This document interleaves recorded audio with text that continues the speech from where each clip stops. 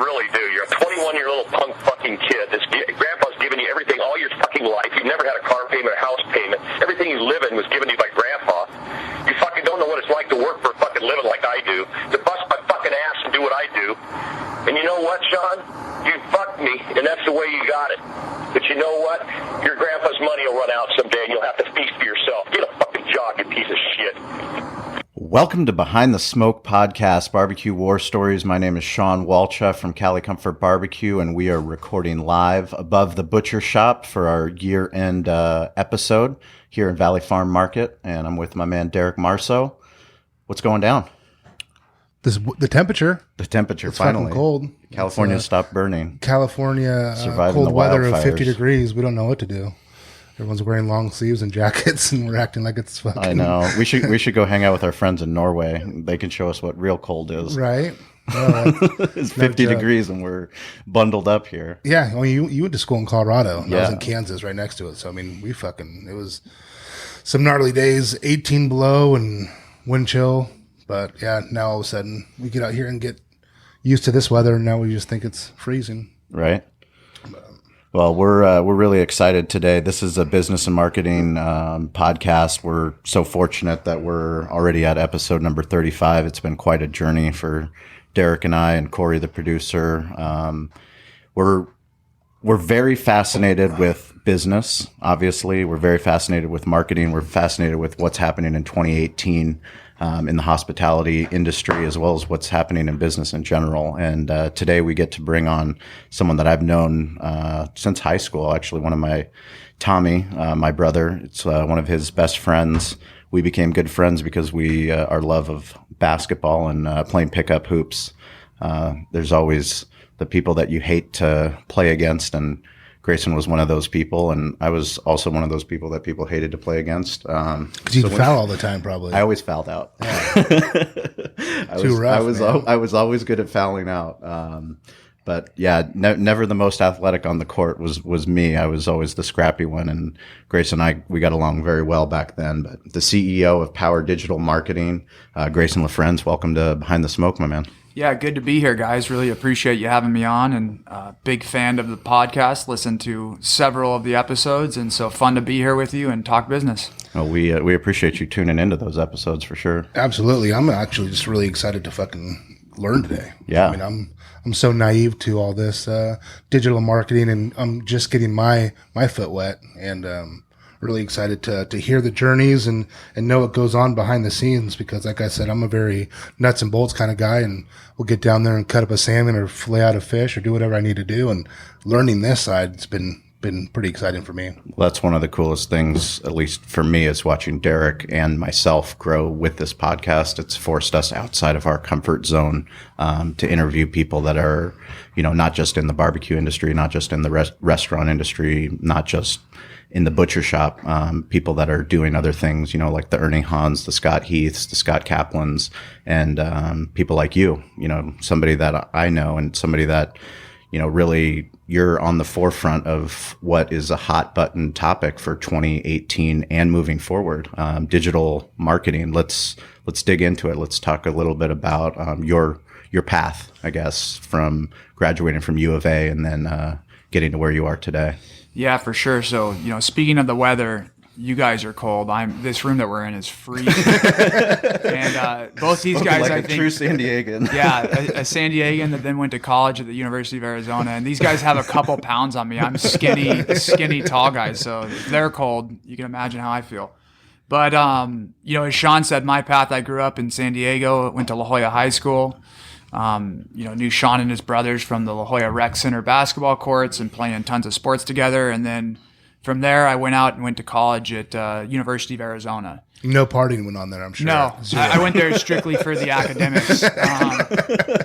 When I was on campus, it was the library that really turned me on to going there, not the pool party. The library, was that the name of a bar? Yeah, exactly. Yeah. No, there's one called the Meat Rack, which is an interesting place there. I'm not kidding you. We had a bar called the Library. So did we. Kansas in State. Boulder, we had one too. I'm pretty sure. They do that for the parents, so that when you ring up the parents' credit card, you're like, oh, I'm at the library. The library. Yeah, buying books. Yeah, Red Bulls are expensive. Textbooks.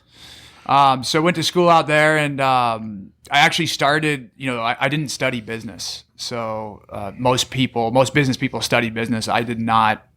And in honesty, it was just because the business school was the hardest school, and I was never a big student. I didn't want to be in the hardest school.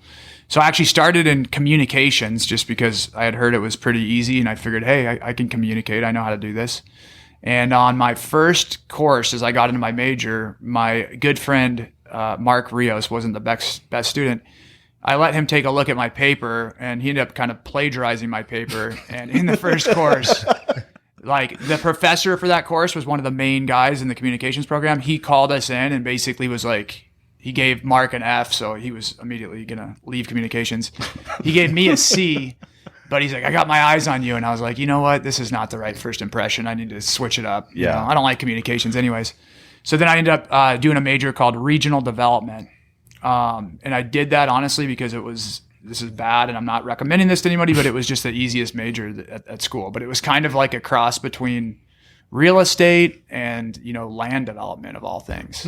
We appreciate honesty. Yeah. And most of the lessons that I learned in school were just to become an adult, how to not overdraft your debit card. Right. How to, I wasn't very successful at that. Yeah. It took me a couple lessons, how to cold call, a girl at the bar, a lot of honestly things that are really valuable business lessons. But I learned a lot more in kind of the social experiences and just living away from home as opposed to college. And so then, during that time, my business partner now, actually Robert Rodriguez, we had written a bunch of business plans and started some small businesses in school and kind of had some different things that we hustled and did to make money. And so when we graduated, we thought, perfect, we'll go into business for ourselves, we'll be entrepreneurs. And, really quickly realized we didn't know shit and that nobody was going to give us any money and that it took, money or at least having income so you can survive to be able to do something. And so I ended up getting pushed into sales and went and worked for Xerox and was told, hey, if you develop sales as a skill, salespeople make the most money. If you want to be an entrepreneur, you'll need to learn how to, sell and drive business. And so that's kind of where my professional career started. Who pushed you into that? My dad, I think a really smart thing for young people, and one thing that my parents always did is my dad, he was like, hey, you just need to go talk to a bunch of people. And so he gave me, a list of connections that he had and whatnot, their names and phone numbers, and said, call, email these guys, get a meeting, and go pick their brain. And so a guy, Gary Green, I believe it was, a friend of my dad's I talked to, and he was like, you need to learn from these guys. They're the best salespeople, best leadership people out there. And went and worked for Xerox. And then quick funny story there. So my manager, I had this low-level manager because I was like the new guy, didn't know anything, like, 21-year-old stupid kid. Right. And we actually went out for like an after-work thing one night and it turned into a pretty late night. And he ended up actually like calling in, like at Xerox, they had this like voicemail thing where, if somebody would get a deal, they'd call in and leave a company-wide voicemail. Well, he got all fucked up that night and called into that voicemail and put like the executive vice president on blast and just like literally talk shit about the guy to the whole company. So the next day he was gone. And so, it was an Were you with him? No, I was not I was with him earlier in the night. I went home, Uber, took a cab home. There was an Uber then, as well with other people that we were all with. And he, I guess turned it up from there a little bit. So I wasn't involved in any regard. I was shocked when I came in and heard the voicemail. I was like, oh my God, I can't believe this guy did this. But it worked out great for me. I wish you still had it. Yeah, I should have kept it like yours. We're a big fan of archiving voicemails. Yeah, could have played that on the entrance. But as an emergency move, like the main guy like became my manager. And so I was super lucky because this guy, his name's JT, I just learned, I got my master's from him. And, the next 3 years I learned everything about businesses and, great things that businesses do. And then I also was just a sponge and saw some really crappy things that businesses do in terms of how they treat their people, just how they approach things. And so, learned more there than probably any period of my life, I'd say. Yeah, it's hard to learn experiences in college. You know, you can't just in a classroom, you really have to go experience those things. You know, with what he taught you is something you can't put a dollar on. You can't put a price on that. It's just the experience of being there, understanding it, being present, and being open to education at that time. Because I know for me, a lot of times it wasn't really that easy to be open to education in college because I was doing so many other things, whether it be partying, football, whatever it was. It wasn't until after where I was like, okay, then I really got to fucking start learning here. So same kind of concept, just would be a sponge and take in whatever. If someone wanted to tell me something, I'm like, I'm here to listen. Go for it. I want to hear your story. So that's pretty much what, you know, you're kind of saying you were doing, just soaking it all up as much as you could. Yeah, and there's like no context when you're in college. Like you don't know anything. Sure. You know, I feel like the whole concept of maybe taking a year and working, you know, and then going to school probably wouldn't be as fun. So like, I don't know if I'd want to do that necessarily, but you would get a lot more out of that, you know, $100,000 education or whatever you pay these days. Yeah, I mean, it's, you know, very fascinating for you to just talk about your journey in college. Because when I went to college, I thought I was going to study business. I took some business class. I fucking hated them. I mean, they were brutal. You know, micro and macroeconomics. Oh my God, it was brutal. Yeah. It was like, you know, it was like punishment for sitting in the class. And I was like, I don't want to fucking learn this. And then I took some sociology classes and I loved it. You know, took those and like, as long as I was eager to learn something more, then I was like, okay, well, what the fuck am I going to do with a sociology degree? Especially going to my grandfather, who's a medical doctor, and tell him, hey, I know you're paying for college, but, you know, I'm going to study sociology. And it's like, that's like, you know, might as well be studying fucking Mars. You know, it just didn't make any sense to him. And it was hard for me to make that decision. But, you know, ultimately I'm glad I did, because I learned a lot more outside of college than I did, you know, I probably would have in those business classes. Yeah, totally. And one thing I've realized about myself, and then just, man, I mean, we have 55 people at Power Digital now, and a lot of them are millennials. I'd say like our average, you know, team member is a millennial, probably. So what's the millennial definition? Because I'm a millennial myself. I'm a fringe, I think. Yeah, I think you're a class of 2000. You have all the characteristics of a millennial. Your age is just, I totally act like a millennial. So you have all the negative, but you have the age of, you know, whatever that generation above that is. But you know, the millennials, I think it's like your age 34 or lower, something like that. Class of 2001, 2002. Something like that, me. I think. That's you. 2001. I'm 2000 millennial. But the biggest thing I've realized is that everybody learns different, and like I learn on my own accord. Like I don't learn really well like with somebody teaching me directly. I learn more by doing. But there are a lot of people that learn really well, you know, being taught. So I think you guys probably, in what you're saying about school, are, you know, and I think a lot of entrepreneurs, you know, are more like that, where they're more like hands-on. And I fucking have to do that. I have to do that. I mean, when I had to teach myself how to learn, you know, in college, because I couldn't read a page, or I could read a chapter in a book, and then I wouldn't fucking understand. I'm like, I just read that whole chapter, every fucking word, and I know nothing of what I just read. So every fucking paragraph, I would have to write notes. Because if I didn't do that, it was like me just being proactive and saying, okay, this is what I have to do. And then I can dissect what I just read right then for me to learn it. I couldn't do it any other way.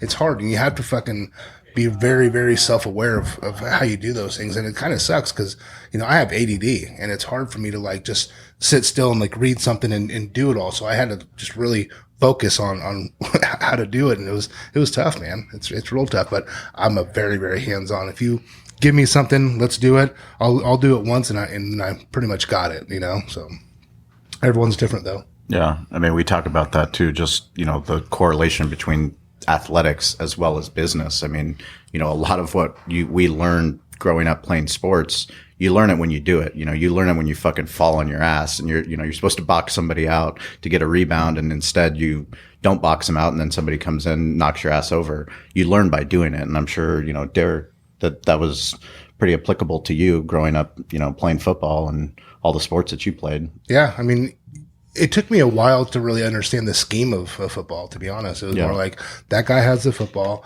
I tackle him so he can't run anymore. You just tell me to go get him, I'm going to go get him, you know? And then once I started like understanding my disability and how to learn, it took me a while to understand it. And once I taught myself how to learn, you know, then it started all kind of making sense for me. Sure. So you were at Xerox, which you were there for 3 years.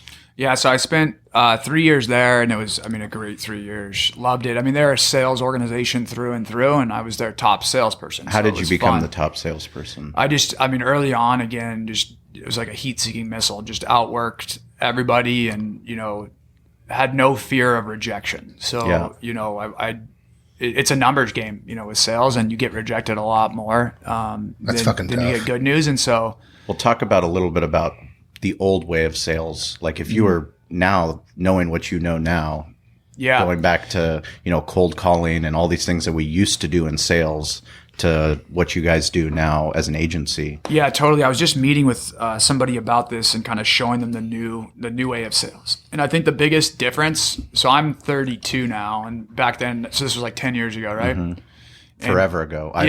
First iPhone. Yeah, exactly. I didn't even have an iPhone. I had like a BlackBerry or a flip phone. But, it was all over the phone. So like back then it was funny because like the new age sales, this was like in early 2000s, was on the phone, and the old school guys like were like knocking on doors. And I remember being like, oh, that's so old school. Like, why would I knock on doors when I can call? Yeah. In the time that you can knock on 5 doors, I can call, 25 people, and I'm not talking to the receptionist. Yeah. Well, now it's even different. Is like a lot of people don't have phones on their desks, and like I will never answer the phone. And if you get me on the phone, I am not interested at all in what you have to offer. I'm annoyed with salespeople.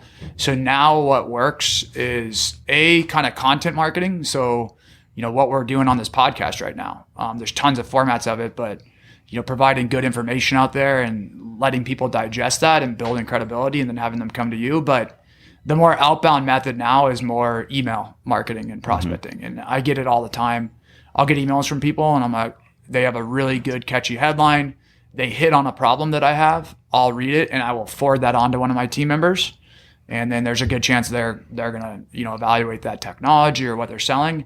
And sometimes I'll respond to them. And a lot of times I'll just look at it and be like, okay. And then I just archive it. And then, maybe 3 months later when I'm like, I need this, I go search my email and they're right there. Mm-hmm. So I think that the new age is more, with the internet and with technology, it more is that content and really, fishing as opposed to hunting. Yeah. But then I do see the hunting more, the channel is more efficient via email, just because people do not want. No one has a landline anymore. It's not only email, but it's also direct message through social channels. Yeah, right? Direct message through social, as well.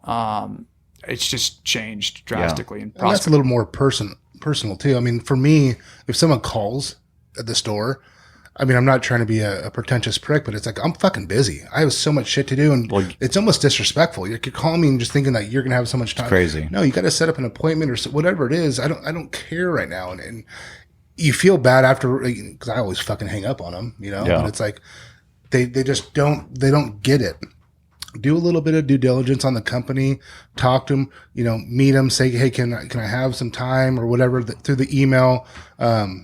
That for me, that's what helps me is when they actually know a little bit about what we're doing. Sure. Well, I mean, we talk about on this podcast, there's so many salespeople that are getting it wrong even today in 2017, 2018 that, even if they do use the email, it's, I have something that I'm going to offer you that's going to save you money. Give me 15 minutes of your time. And you can insert any company into it. And it's lazy and it's inefficient. When you start doing things like podcasting, Derek and I, we talk about all the things that are going to make you successful in selling. Start participating in our events, our charity events. These are the things that Derek and I really care about. Build a relationship the old way. And that's the old way of hustling. I'm guarantee you the reason why you were number one in sales is because you did your due diligence on the back end. You knew exactly who the gatekeeper was. You knew exactly what the company needed. You knew the pressure points. You knew what you knew about the industry. You have to do all that homework in order to get that meeting. And that hasn't changed. That probably never will change, except now you have access to it, which makes it even more frustrating for a business owner to get a call from somebody being like, how could you possibly go to my hostess and try to set up a meeting about payroll, with me? It's nuts. We've been in business for 10 years. You just can't come through and expect to get an appointment like that. Yeah, totally. And you're spot on. And just the customization is something that's changed a lot in general. Everything is highly customized now in terms of you can go online and find the exact content that you want. You could subscribe to the exact blog that you want or podcast. So same thing with sales for sure. And, I was reflecting just recently back on, although I was the number one guy there, I mean, some of the stuff I did was just horrible. Not like unethical, but just like, I'm like, God, what an idiot I was. Like if you talked to yourself, you would have been pissed. I would be annoyed. Or like, I'm like calling somebody every day and I'm like, honestly, it would work sometimes, but I have guys now, like they call my office line every day and I'm like, I hate that company. Yes. I will never talk to those guys. Stop. Like, stop leaving me that message. Like I am getting the message and I just don't care to talk to you, And there's this company called Robert Half that's a recruiting company that's the ultimate guys that do that. So maybe they'll hear this and hopefully cut it back a bit. Just shut the fuck up. Yeah. Just stop. But I would probably consider them if they weren't just, so kind of aggressive with it. So they're just an agency? Yeah, they're like, that industry has, I'm sure that they have great people too and that they're good. And I think, the sales manager, if he was listening to this, would probably be stoked, but their sales guy, he just calls every day, leaves a message every day. And it's, it's like kind of move on to the next prospect, get a hint. Like we're not interested. Yeah. It's so exciting, the world that we live in, because you can add solutions to companies and you can do things that other people aren't doing in all different types of industries. All different types of industries, sales and marketing. I mean, we're living in a place where if you're doing the right things, then you're publishing what you care about as a company. I mean, Power Marketing Digital, let's talk about, you guys started as how many employees? Yeah. So, Power Digital, we started in 2012, at the end of 2012, early 2013. I mean, there's 3 of us. Why'd you make so after Xerox, we had, my partners and I founded a couple of different companies and, we had some successes and definitely some failures. And then, we are part of this manufacturing company and it really was promising and we ended up getting in some litigation. And we got sued by our biggest competitor for unfair competition, which is just what the bullshit lawsuit that they sue you for when there's like not a great reason. But they ended up getting an injunction against us for this. And we couldn't sell in California without having to get all these approvals, which just made it, the government made it impossible to do business just because, to get an approval takes a long time, costs money. So long story short. What was it in? This was a plumbing component that we were manufacturing. And so were they trying to monopolize the... the plumbing industry is a bit of a racket. There's some big players, just like any of these industries, that want to protect theirs. And so we were making a waterless urinal cartridge, and it retrofitted the traditional waterless urinal, and it was insane. It solved a huge problem and was very, very profitable. And we had fixed this problem for a bunch, and basically the company that made the urinal, they sued us and said, you can't. It's like if you were a razor blade, where I'm now selling a new razor blade for your razor type of deal. Gotcha. So we had really grown that business and a lot of what we had always done through internet marketing.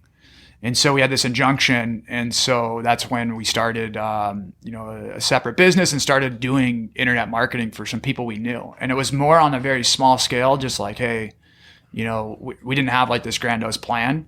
But we just did really great work and helped people grow their business. And then it just started to organically grow. And so I think, our first full year was 2013. And I think we ended that year with maybe 6 people or something. 6 clients or 6 employees? 6 employees. And full-time? Yeah. And I think that year we did revenue. I think our goal was maybe to do 200 and we did 500. So very, very small. Mm-hmm. And then from there, it just started to really, blow up. And, the next year we were growing, tripling every year from there on out. And now we have, ending this year, we have 55 full-time team members. So our offices are in Old Town. And we work with, probably currently 90 different brands. And they hire us to grow their business. And so it's really fun. Kind of even what I used to do at Xerox is you're trying to save people money or save them time or I'll streamline this process. Businesses need that, but we get hired. None of that matters. We get hired to drive more revenue and to grow what they do, which is a really fun position to be in. Who's your biggest client? Or in what category? Yeah, so we have an array of clients. It's funny because there's the vanity metric, which is revenue and how much they pay you revenue, and then there's the metric that matters, which is profit and how much do you make. So I don't know that we have necessarily a biggest, but we have a bunch you'd know. We work with Berkshire Hathaway. We work with J. Crew. We work with Madewell. We work with Jenny Craig. Nice. Spanx. But then we work with small companies that you never heard of, like one called Canapet, who's one of my favorite. They make a CBD-based dog product that literally is, I found it for my dog. And I had an old diabetic dog, and it is the most amazing product I've ever marketed. And the people that use it for their dog, it changes their life. Awesome. That's a great client too. And he has 0 employees. It's just him and then Rad. us. So it really ranges, and we go very kind of deep with our clients and are an extension of their team. And so, we don't have a huge volume of small clients. We typically have a smaller volume of bigger clients where we're doing a lot for them. Right.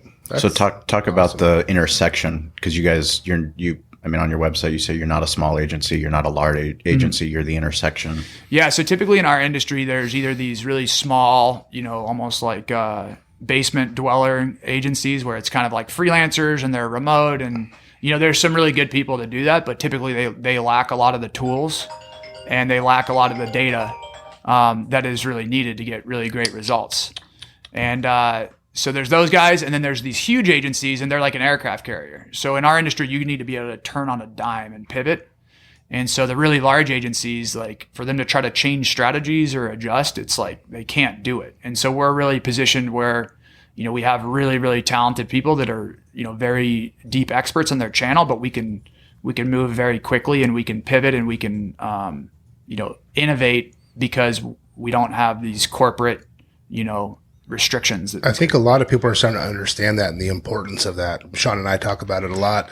Us being single unit stores like a Valley Farm and him being one Cali Comfort, we're able to pivot a lot faster for let's just say the trends or whatever's going on, the craft beer, the organic produce, the no hormone-free stuff. We can do that, where a commodity store has to go up the chain, go up and down. It could take a fucking year before something gets approved. Or we can, and I think a lot of people that are in the corporate are saying, hey, there's a need to be able to pivot fast, and they're jumping off ship and starting their own thing so they can be able to do that real quick.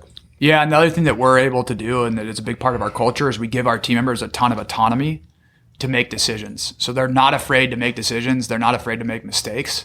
So it's like when you're working with one of our team members, even if they're a newer person, they can do things for you. They don't need to get approval from this or that. And it's like, we've all had it where, you're talking to somebody like, this person can't do anything for me. They can't solve my problem. Totally. They patch you up to their boss. They can't solve. And it's just, we all hate that. It's like AT&T. Yeah. It's the worst. So that's where, we really, I think we've done a good job too of empowering our people to, mistakes are going to happen. We learn from it. But typically they're always going to do the right thing for the company and for the client. And so that in that kind of middle ground has served us well. Well, it gives them an entrepreneurial aspect to their job that allows them to always create.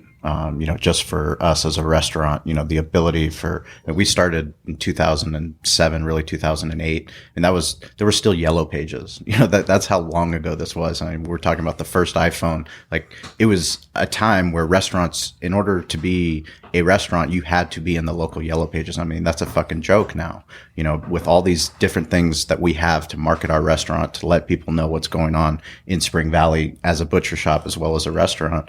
I mean, we live in a day and age where we have to be able to embrace whatever nuance there is in that change on how to market your business, because it's so vital to your ability to get people to come in. As a retail shop, that's really what we are. As a retail store, we have to find ways to get people to know about our brand and also to be able to sell things. And whether that's to people that come into our shop or whether that's for us to ship that out to somewhere around the world. I mean, we have to be willing to adapt. And as a 1-unit restaurant, it's much easier than if we had 500 units and we had all this levels of corporate bullshit that made it very difficult to pivot. Totally. Yeah. And, for both your guys' businesses, it's just such a different game to market those. And it's complicated because a couple of things that you have that make it hard. One is that, the average value of a client isn't always super high. Now, maybe over time it can be, but you can't spend a tremendous amount to acquire that client. because, they come in one time, you maybe make, $20 off them or something. So there's that. Two is your retention is the key. If they come in once, you're trying to acquire them marketing, you're never going to make money. Right. So you've got to bring them back. And then three is it's really hard to measure. With digital, what's great is that you can measure. Like I have e-commerce clients, I could tell you to the penny how much an ad made or a certain campaign. But when you're going online to offline, it's really hard to kind of tie the dots back to, okay, I did this. And is that why these people came into, the store or into the restaurant? And that's a challenge. That's like still a challenge that somebody will solve, soon. And Facebook with their ad network is doing a lot, using beacons and whatnot to be able to solve people going into stores. And Google is doing that as well, but it's still a really big challenge that we have. Sure. I think talk to us about, we have a lot of people that listen to the podcast that they have a barbecue brand, they have a restaurant, they might have a catering company. What would you give us some, hacks, things that they can do right now for 2018 that, should be top of the list? What, things that they need to start focusing on, just ways to grow digitally? Yeah, totally. I think, the first thing, a big mistake that companies like that make, or people that have probably like limited resources or budgets, is they try to do too many things. And so I would really try to, find that one or two things that you think will work and talk to people to figure out what that is and focus on those.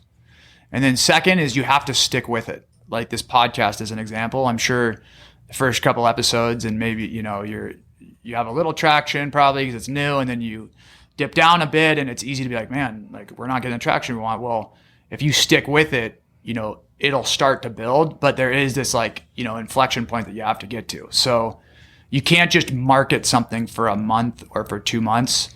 You need to be like, all right, here's my strategy and I'm going to do it, and I'm going to do it for a year. So I think it's sticking with it. I think for small businesses like that, that becoming a content engine is key, and giving those secrets away. Everything is free online these days. Right. So you need to play into that and give people, you don't want to be guarded with that. You need to give it to them and give them great information and content so that, they can relate to the brand, and they're never going to pay you until you've proven to them, why they should pay you. Totally. That's a big thing. I think even with this industry, it's hard because, you have these recipes that you might think are proprietary to what you do. And it's like, Sean and I joke about it all the time. Like, I'll give anybody my recipe. It took me a while though. At first, you're kind of guarded. You're like, no, this is like my secret, my family's secret or whatever. Now it's like the transparency brings in so much more value to your consumer. It's what drives that consumer to want to come back. They become more vested. They're like, I got that recipe from Valley Farm. It was the best I've ever had. That turkey was phenomenal. They keep coming back. They want to know more. And it's like, you would think it's kind of counterintuitive, right? Well, they're never going to come back. They have my recipe. They'll get it somewhere else. No, they're even more vested than they ever were. They want to keep coming back because they know you're going to tell them how to do it, what to do, what cut of meat to get, and how to cook it. And they're going to impress 20 people at Christmas dinner that they could have never fucking done before. Yeah, I think, the most exciting part is when you start sharing that knowledge and, the digital marketing component of podcasting, adding context to really what you're doing. Derek and I have become so close because we're willing to share everything that we know about events, everything we know about catering, everything we know about making Spring Valley better. And because of that, we've grown. And we've grown now that we've been doing this podcast. We're connecting with people that they have businesses that they want to start, or they're starting, or they're butcher shops, and they have communities there that we would never, we haven't, it's not about competition. That's the craziest thing. Is like we grew up in a world where it's like, you have to keep everything so vested. You have to protect everything. And, this is proprietary. It's like, it's not proprietary. Like, it's all been done before. Everything that we fucking do at the restaurant, like I stole it from some other restaurant. Someone had a great idea to, have a sexy fishbowl and put a duck in it, and it's going to look great on Instagram. Fuck yeah, let's do it. Now it's, someone else, if someone else does that's a compliment to us. That means that we did something right? Yeah, no, I agree fully. And I do think that the internet has really, driven that switch. I also think that just the younger generation is a little bit less guarded, with information. And they share so much through social media. That's what it's all about. So they're used to it. But to both your guys' points, I mean, I really believe both in business and in marketing that the more people that you help, that there doesn't always need to be an immediate payback for that. Yeah. You know, and we've all worked with people. I mean, I work with people literally where I'm What's like, the all right, ROI? this guy's coming and helping me, and I'm like just waiting for him to be like, all right, so you're going to kick me this or that. And I think even with like employees, it's the same thing. Like with our team, I really try to make it one of my goals to help them hit their goal, because if they do, I will be paid back. You know, they won't leave. They'll keep getting better. Or if they do leave, they'll leave and grow, but they'll respect you that much more. And maybe down the line, there might be an opportunity there for both of you to do business or just Totally. a mentorship. You just have no idea, you know, but you and hopefully they'll fostering be that. more successful than you were, and now you get to, you know, ride their coattails and be like, I was there in the early days, I helped them. So exactly. Talk about flip the switch. Why? So as a digital marketing agency, obviously we talk about podcasting all the time, and we think that, you know, if there's any friend of mine within stone's throw, I'm talking to them about starting their own podcast. But I was so fired up when you guys started yours, and talk about why you did it, why you think it's important, and kind of the process. Yeah, totally. So 2 things on that. One is, you know, it's funny because we're a digital marketing agency, and we execute. We don't just tell brands, here's how you do it. We actually execute for most of the brands. But we have done a poor job, you know, over the years on our own stuff. It's like the lowest on the totem pole. Right. And I'm sure you all have things that are probably in your businesses where it's like you do this for everyone else, and then it's kind of been one of those. And so, you know, over the last year, we really put a big emphasis on our blog and, you know, pumping a ton of content, and it's paid off. You know, we get, I mean, probably 20 leads plus a day that come through our site, which is really good for our business. And so we wanted to just take that to the next level, and we wanted to have more interactive content. And so we played around with video a little bit. It's really hard to execute on video, you know, because some people are just ugly naturally. And, and then it's just, you know, there's a lot more factors that go into producing really high quality video. And so that's where we felt that the podcast, you know, would be a great way for us to really share that thought leadership. Same thing with you all, to meet great people. And we are lucky because we have 4 guys on our team that are running that. Pat Kreidler, and Pat's a great guy, went to San Diego State, you know, a real rising star. Austin Mahaffey, you know, same thing, young guy, Point Loma Nazarene guy, and just a rising star in our company. And then Joe Hollerup and John Saunders, you know, 2 veterans that we have. And all of them had actually been a part of different podcasts in the past and had success. And so we talked to them, and they had the idea, and we went for it. And it's been awesome because of what you guys have said. We get to have rad people on and learn a ton. Those guys have gotten way better too. I mean, just their business savvy, their knowledge, they've just gotten way more polished as business people. And then it's just a great thing to have ownership of too. You know, there's a lot of pride and passion in it. So it's fun. We're a little behind you all, you know. I think we've only had maybe 12 episodes or 13, but you know, having fun with it and definitely getting better and progressing. But you mentioned it earlier. I mean, podcasting, it's a long play. I mean, there's no immediate impact for Derek and I. It's more of, I mean, it is a platform for us that forces us to have conversations like this with you, with people that we respect, that are doing things in business, that are doing things in marketing, that, you know, for us, if we can get people that helps them on their journey, whatever that might be, whether that's, you know, somebody in sales or somebody that actually wants to get in and open their own business. If we can help them along that way and it costs them nothing, that's fantastic for us. Yeah. And I think the thing is, though, if you all stick with it and you do, you know, a great job like you're doing, you know, in 3 years from now, you'll have a major platform where, you know, then you can monetize those things. And blogging is the same way. And it's hard for anyone to do because, you know, it's hard for a lot of businesses to do this type of thing because you have to know that you're not going to get a return from it for a very long time. And it takes a lot of effort for you all, obviously. It takes a lot of time to, you know, to make it great. Yeah, and it's hard because, like you said, you know, you're not going to get any monetary value out of it right away. And for we talked about podcasting and to do your own podcast, just go into it for the right reasons. I think the best thing about Sean and I is that when we started this, it was how can we help others learn and teach them from our mistakes? And it was a true transparency that we really wanted to do.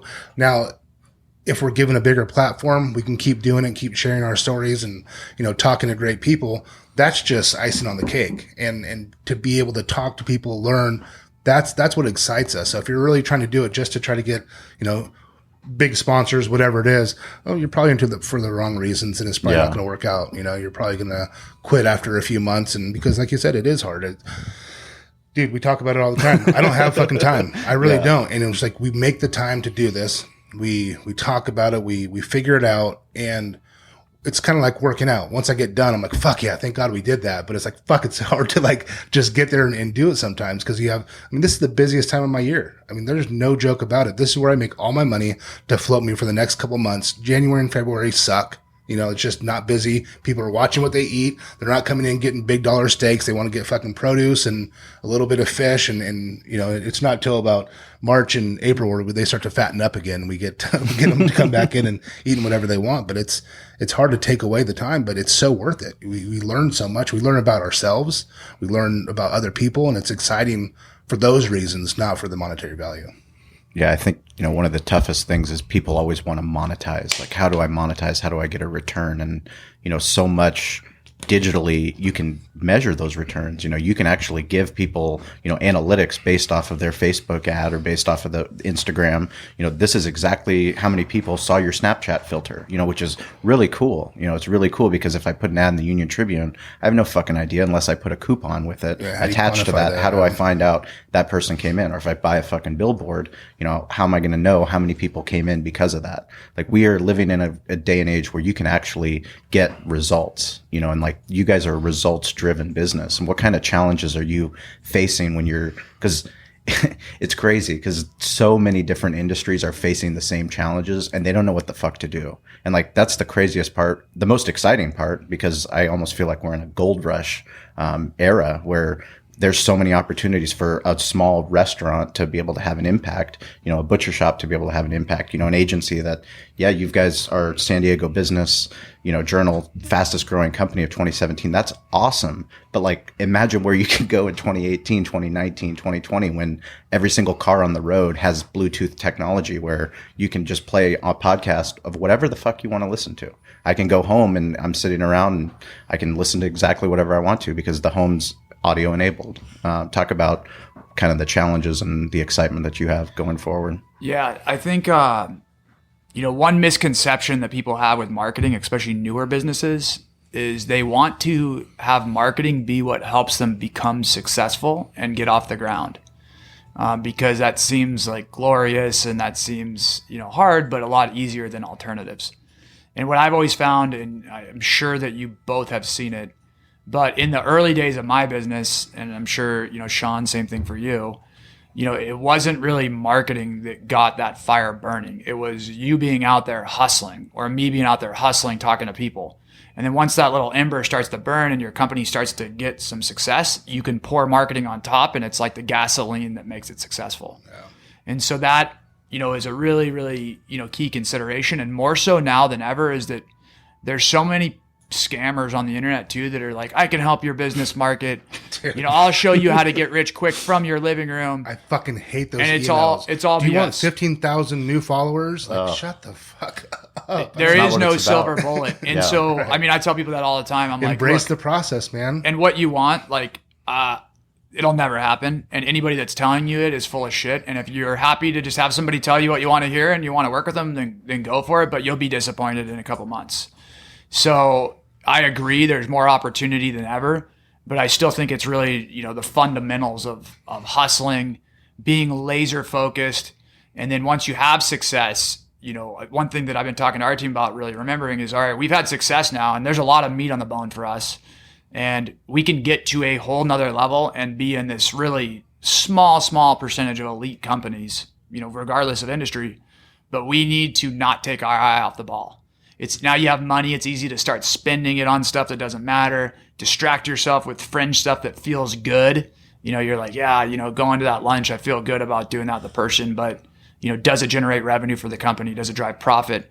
So I really think that the focus is the biggest thing. And to your point, you know, with all the new technology, voice search, this technology, that technology, it's very easy for people to start getting distracted and not focusing on what makes their company money, and what drives whatever the goal that they have is.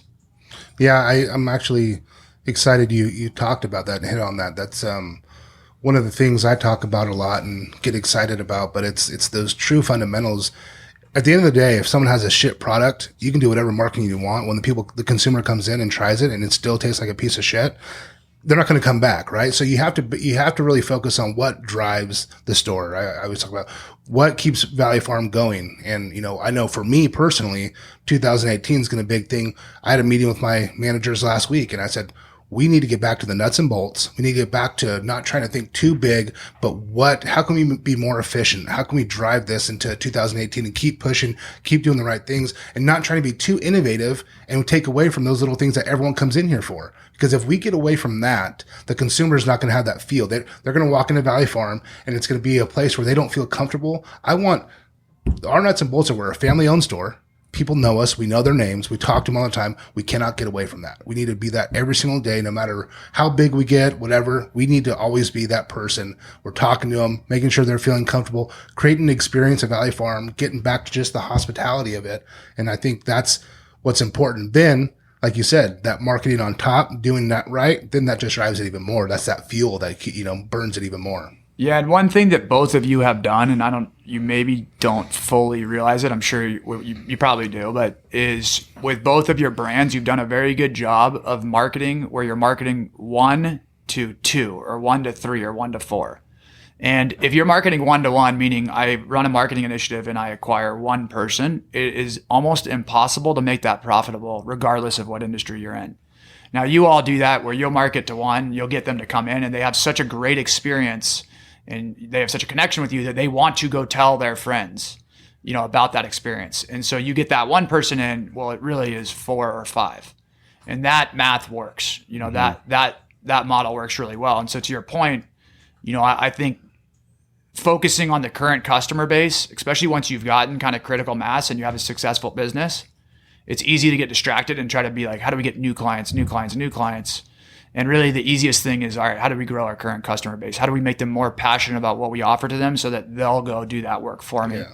And I think you both have done a tremendous job, and that's why your businesses have been so sustainable and been able to continue to grow and flourish. Yeah, I think that, those are the things, exactly what Derek said. It's so important to always focus on the core of the why we started this business and why we were doing what we're doing. Because once you lose focus, we had 18 employees once we started and now we have 92. It gets much harder once you start scaling. Once, in any business, once you start scaling, you have levels of management that, just naturally are going to restrict growth. And, for us to focus on the things that make us excited, exactly what you said, hustling, getting out there and doing events. Like, all the caterings we did in the past, they weren't always sexy, but we did it and we did the absolute best job we could. And we figured out how can we, put meat on the smoker so that it's coming off at the exact best time so that when we serve it to the client, they're like, oh my God, this is fucking amazing. Like every time I think about barbecue, I'm going to think about Cali. Like those things were important. Now, it's all just icing on the cake because now we have, our staff and our team, like Layla, she's, goes out with her iPhone. She can video the setup, the display. And yeah, now it's great 10 years later, but you have to care about the core. And if you don't care about the core, then the rest of the stuff, it'll fail. And I think a lot of people want to see that. People want to see that type of true organic content.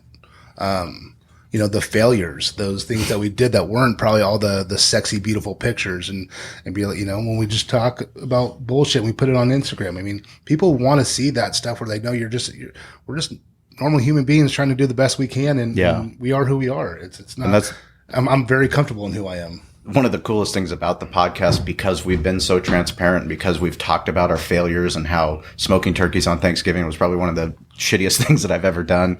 But we've gotten other people to share their barbecue journey with us and their restaurant journey. And they're willing to share their photos of like the fucking barbecue crashing, the tire falling off before the Spring Valley Barbecue Festival. But that happens. Life, business, the business that they put when you're in college and they're, this is your business degree. It's profit and loss statement. This is how you're going to run a successful corporation. It's like business is fucking messy. Like bottom line, it's fucking messy. And it's as much as we want it to be black and white, there's a lot of gray that you have to operate in and you just have to deal with shit. Yeah. Deal with shit and do the absolute best you can, because we want to be sustainable, right? I mean, fuck, we've had so many businesses like Tilted Kilt that have closed since we've been open. I mean, I just went to Breakfast Republic in Pacific Beach. Amazing concept. Yes, Cohen Restaurant Group, they're doing fantastic, but they took over Miller's Field.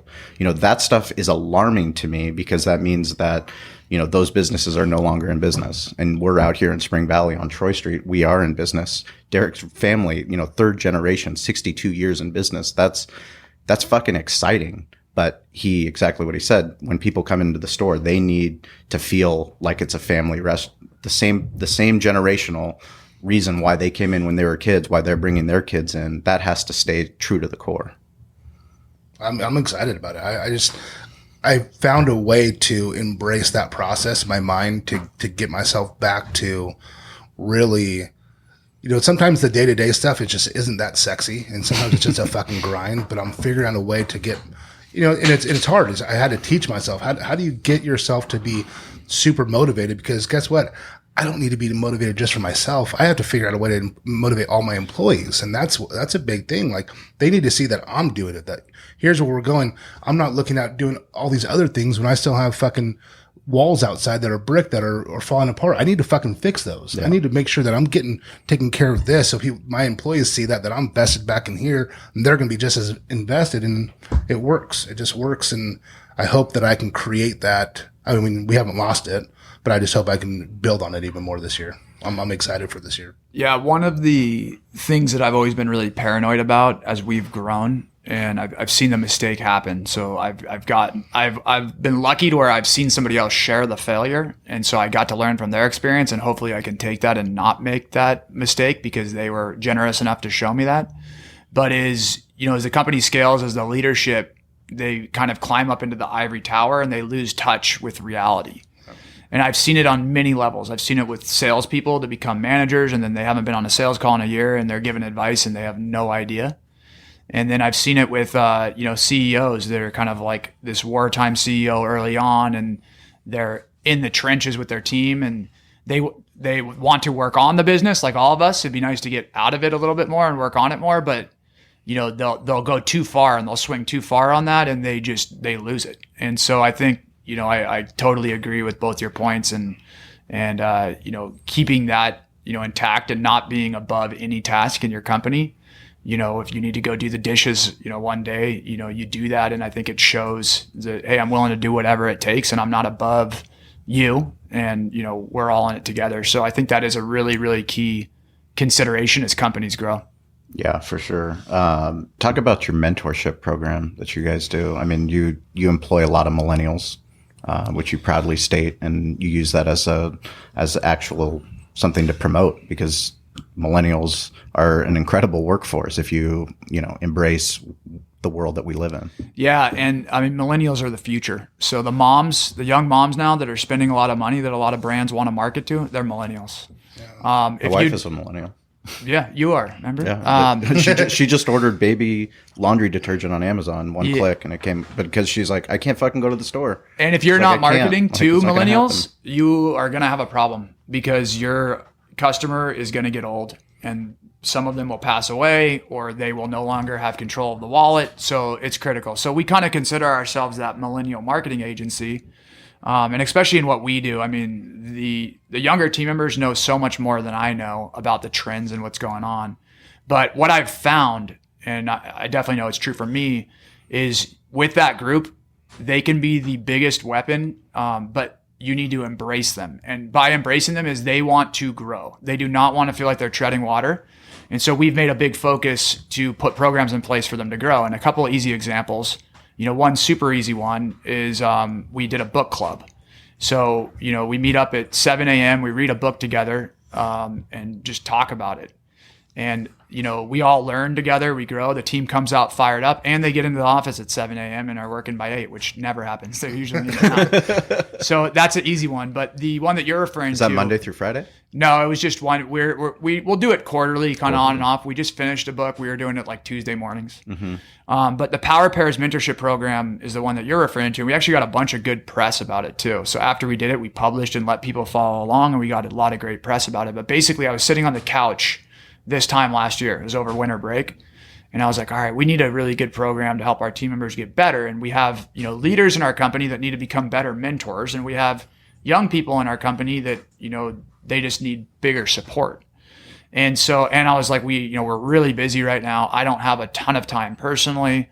And so I came up with this idea of teaming up, different team members across departments as a mentor-mentee. And I gave them really loose guidelines. Like, you're supposed to meet once a week, come up with a core curriculum that you want to learn, mentor, you come up with it. And then, some other small steps, but then essentially it all led up to a competition where at the end of the quarter, they all pitched what they learned and showed that it was the two of them, and the winner won $1,000. Right. So the company from it, I think we had 9 teams. Our team members got way better. They were super motivated. The synergy was much stronger because now you have the Kate, who runs our PR team, working with Alexa and our content team, or Bill and our SEO team working with Sam and our PR team. So you have this kind of collaboration. And I mean, if you ever teach somebody something, you learn it at a whole nother level. Absolutely. So, and they each wrote a blog post on it. So we got 9 great blog posts. We got coverage from like Inc. magazine, I think Fast Company, a few others, and we got better. And it cost us $1,000 to do. That's awesome. So it's just kind of the being entrepreneurial in how you coach up your people and stuff too. So you can definitely put that entrepreneurial spirit. It's not just a company. It's a mentality in terms of how the company's run too. Well, it's also, you just touched on the fact that PR agencies are having trouble moving on to the new world. Talk about the relationship now. You created your own press. You didn't send out a press release. You created your own press, and talk about, the content drive towards doing that. Yeah, and press releases are dead. I would never spend money on those. I mean, there are a couple of circumstances where maybe you want to see the market. Can you fax that in? But it's a total waste of money. But Sean, you should be the one talking about it. As I've watched, your journey and Cali Comfort. I mean, I work with a lot of brands and we do marketing, and I don't think I've ever seen or known anyone that's been as crafty as you all have about figuring out ways to finagle yourselves into the spotlight. And obviously, I think it's, you have the natural ability to build really authentic relationships and the passion and stuff, but it's fucking persistent. Nobody's done the job that you've done. So. Jesus Christ, that Bulgarian blood. God, he's calling me again? God, dude, like, Leave Sean's me here. alone. Oh shit. What does he want? What are we going to do? No, that's true though. I mean, I'm a fan. I'm a fan of what you've done at Cali Comfort. I've watched it. I've been in it. I've seen everything, the growth. It's what helps motivate me too. I mean, to see what you're doing, where you're going. I mean, those things are awesome. And to what you talked about earlier, not being afraid to fail. Sometimes you get in your own way, and to be okay with failing and learning from it and being open. That's hard. It's hard as fuck, man. It's exciting to watch. Well, I think, one of the most exciting things for me is to watch you and your journey, and you build your company. But not only that, is just to see other people in different industries, because this affects everybody. And like, if you're an attorney, this affects you. If you're a doctor, this affects you. If you have a shoe store, I don't care what business you're in or where you are, like, this is something that's relevant today. And, having an up-to-date LinkedIn profile. Yeah, LinkedIn isn't as sexy as people think it is, but, there's people there and there's a marketplace there. And if you want to, enhance your business, you need to know what's going on LinkedIn. Talk a little bit about LinkedIn. Yeah. I mean, it's come a very long way. I think it used to just be more of a place that you would go kind of scope people out and get contacts for companies. And now it's a content hub. People are publishing really great content there. But no doubt it's a really good way to go do research, see how many people, a company has, look at the quality and caliber of their people, see experience of people that you're working with. So it is really critical. I mean, the first thing I do when I'm going to talk to a business person, whether it's, somebody that I'm interested in working with, or if they're, coming towards me or whatever, is I go look at their LinkedIn and I learn about who they are. So it's definitely, critical to have maintained. The other thing that they're doing really well that people probably don't know as much is they've invested a ton in their ad network. And so it's starting to become a pretty powerful marketing engine if you're B2B, where I can target, based off some pretty in-depth criteria. So I can target companies in a certain geographic location that are a certain size in a certain industry. as well as different individuals and whatnot. So they're improving that a lot. They just removed their minimums for their main ad type, where they used to charge a minimum. I think it was like $10,000, which was a big barrier for a lot of small businesses. So that's how these companies make money. I mean, LinkedIn was built to monetize through ads, and a lot of those are recruitment ads. Facebook was built to monetize through ads. The more engaged the person is on Facebook, the more information they're giving up. So the more actions they're taking, the more data they have, the more precise the advertiser can be. And same thing with Google. Google owns all these different products and companies. Their biggest revenue generator and what the hub of them is AdWords. It's, bidding on things that people are searching and serving ads to them. So I definitely think embracing it and understanding it is really critical. And if you're not paying attention to it, you're losing business likely and opportunities. No, my wife is on it all the time because she works for a civil and environmental engineering company, and she's the recruitment manager for them. So she was telling me about what it can do and everything. That's when I kind of started getting on it a little bit more. And, I just had a little thing on it, and it's like, I fucking need to step my game up because, like you said, it's just, she's like, oh, I look at everyone's, when we're going for them, what they're doing, who they've been with, you can just find out so much more. And it really helps them for sure. Yeah, and I think for some people it's tough. I know for me it's uncomfortable, but somebody taught me this early on, and Sean's definitely lived it. But it's, if you're not promoting yourself, nobody is. So your company's the same way. And people are like, oh, I don't want to brag, or I don't want to put these things on my LinkedIn. I do that, but you have to. That's what I fall into all the time. Like, I don't want to be this pretentious thing, and I have a hard time because I don't want to cast a shadow for my kids too big, where it's like they feel like they have to live up to something. I struggle with that every single day. I was successful in football. You'll never see one thing in my fucking house that has anything to do with football. They're never going to have to feel like they have to do that. In business, I want to be able to give them something that they're proud of, but at the same time, I want them to be their own person if they want to do something else. So I struggle with that shit all the time. I don't put my kids on social media very often, once or twice a year. And it's because I try to protect them. I'm learning that I might be able to get out of that a little bit, but it's fucking hard for me. I don't want to, be too much. And it's hard because when we started doing Facebook and stuff like that, you're like, oh, this guy's just fucking bragging about everything. And it's like, well, it's so much more than that now. It's just a bigger thing than you ever thought it was. It's not, people don't see it that way. And I get stuck and like, well, I don't know. It's hard for me for sure. Yeah, it's a crazy world that we live in. Fucking the fact that when we opened the restaurant, I didn't have a Facebook account. It took me like 2 years. I was making fun of Corey, for having a Facebook account till I realized I could actually use it for our business and have a business page. And, I would have, there was a time where I was looking at Facebook and I was like, sending a page, a request for friends that I have in my personal page, sending a friend request. And then it was like, am I being intrusive telling them to like my business page? It's like, those are the struggles that I used to have until I got to where I am now, where it's like, if there's, you have friends on Facebook, and then you have, your real friends, your core friends that, some of them are on Facebook. Some of my best friends aren't on any fucking, like, I can't get them on Snapchat. I can't tweet at them. I can't, LinkedIn, like I have to text them to, to get in touch with them. And that's totally fine. But, the world that we live in, it's so much different. It's so much different than when we even first started our restaurant 2008. We're going on to 2018, 10 years in business, and we're in probably one of the most exciting times that you could possibly be in. No, it is hands down the most exciting times. When I first started Facebook, you had to get on Facebook with a college email. So it was only for college students, I think.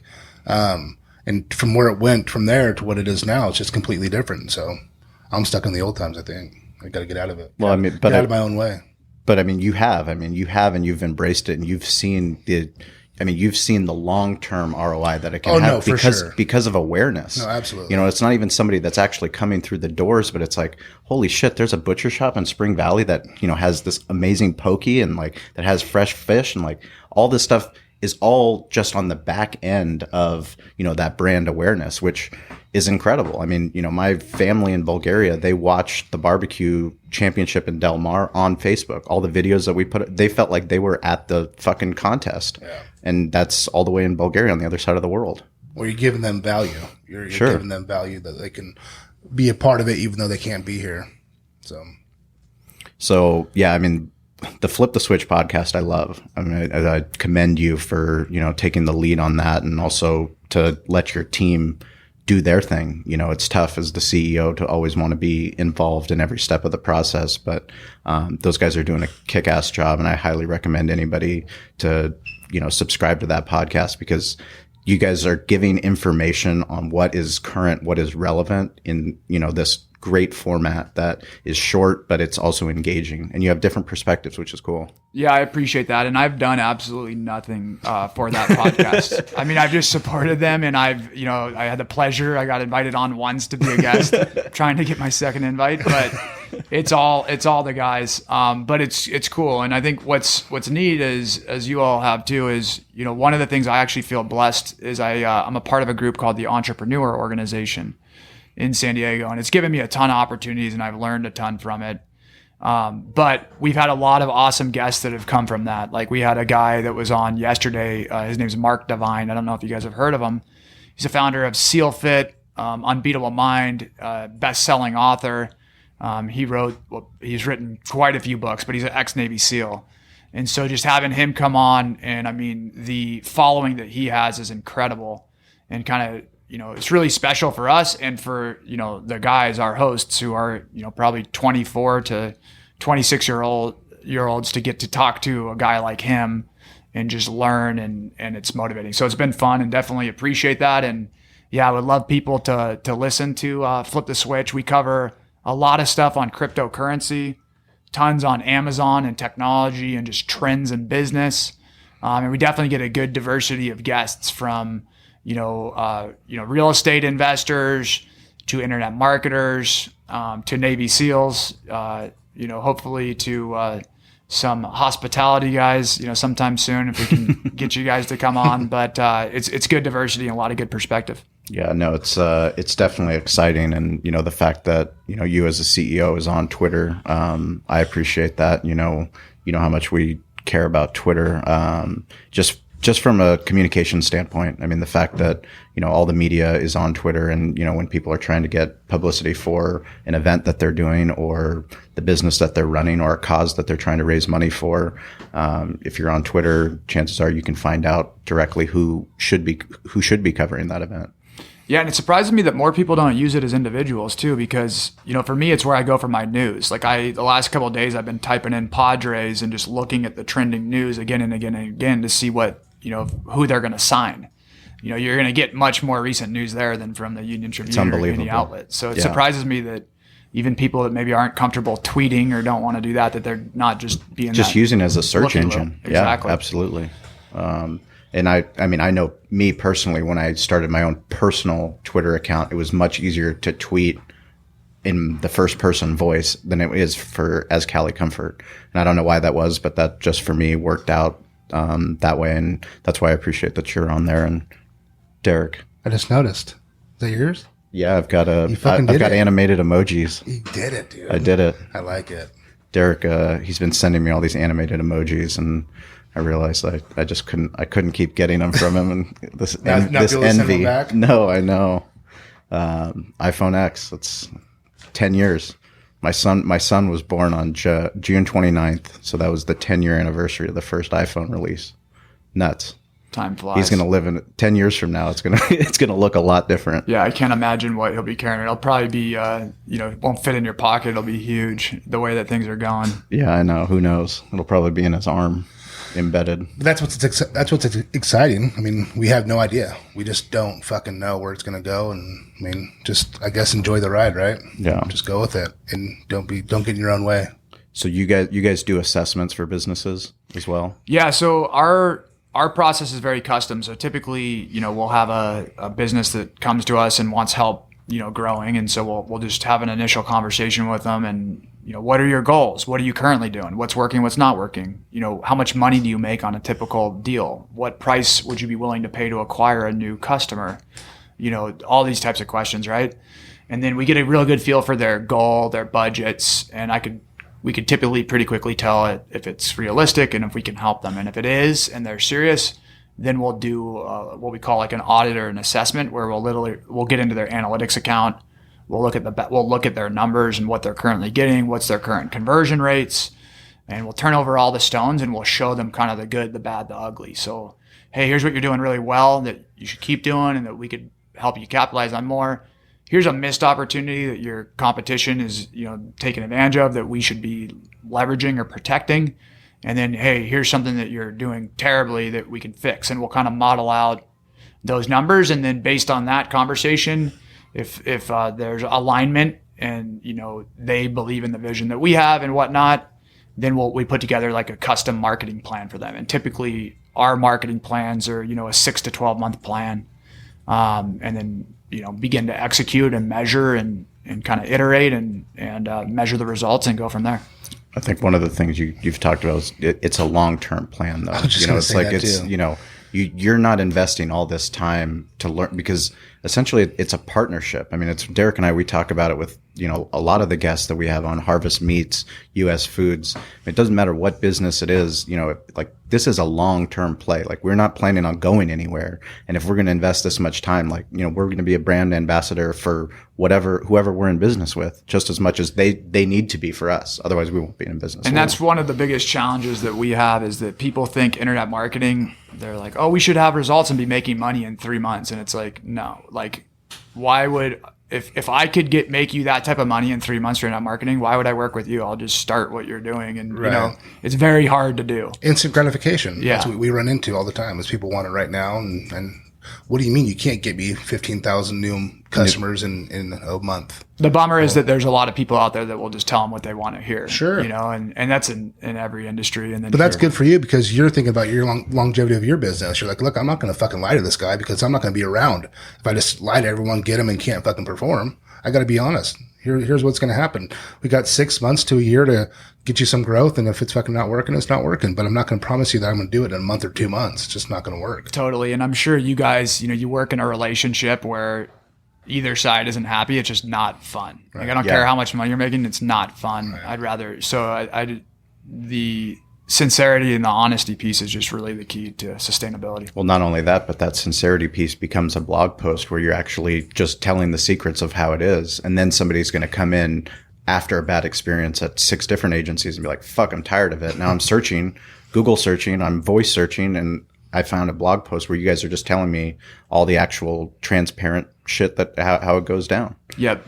And that's why that audit is so key because, what we do is a little bit like voodoo sometimes for people and over their head. And so we try to just like show them the cards and not hide anything. And it's either going to work or it's not. I mean, the price is the price. It's going to take this much time and we have to make money. We're a business too. And so, that has worked well for us. But it's also just helped us build really authentic partnerships and proper expectations with the brands. Well, it's got to be hard too for small businesses to understand that because it costs money. It's fucking hard. And then for guys that might be a little bit older that don't really understand it just yet, you're like, what the fuck do you mean I'm going to spend all this money for what? They don't get it because they might be 1 foot out the door like, oh, well, I'm going to be retiring soon. So you got to like play towards, like you said, the millennials, the younger entrepreneurs that are kind of understand like me, get out of your own way. Like, let us help you.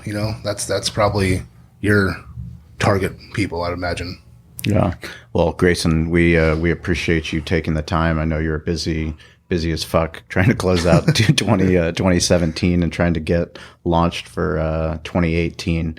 People can find you in the show notes. We're going to put all the links to your website, to your guys' blog, to your social handles, to the Flip the Switch podcast, so people can subscribe. Flip it. Yeah, we appreciate all the listeners, all the feedback that we get to, people that are ready to take the jump. I even heard from Mikey K, who's Man Meat Barbecue. He's been texting me. He's enjoying the podcast, and he's just bought his own smoker. Good. So he podcasts. He's one of the reasons we started this podcast, because he's been so successful in, this long journey of podcasting, but he wants to start his own catering business. So he's been sending me his specs on his design and his smoker, and he's doing this thing. Good, dude. That's so awesome. Chicago's going to get some new more Q. More Q? Some more Q. So that's awesome. Shout out to Man Meat Jump Barbecue, off the cliff. Mikey K. And Grayson, thank you for your time, man. We appreciate it, buddy. Yeah, thanks a lot, guys. Really appreciate you having me on. You got it.